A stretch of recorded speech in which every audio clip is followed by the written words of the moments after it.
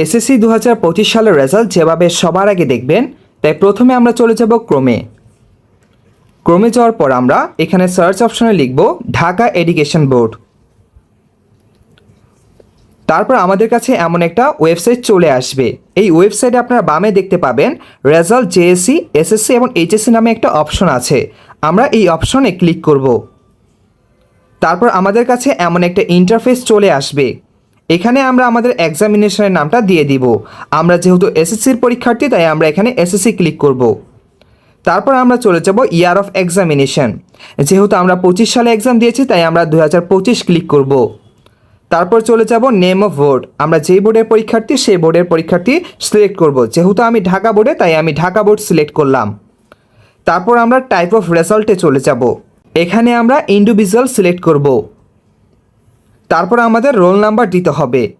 আমি আমার রোল নাম্বারটা দিয়ে দিলাম। তারপর এখানে আমাদের রেজিস্ট্রেশন নাম্বারটা দিতে হবে। তারপর এখানে আমাদের সিকিউরিটি কোডটা দিতে হবে। তারপর এখানে ভিউ রেজাল্ট নামে একটা অপশন আছে, সেখানে ক্লিক করতে হবে। দেখতে পাচ্ছেন এখানে আমাদের রেজাল্টটা চলে আসছে। আর এভাবেই আপনি সবার আগে আপনার রেজাল্টটা নাম্বার সহ দেখতে পারবেন।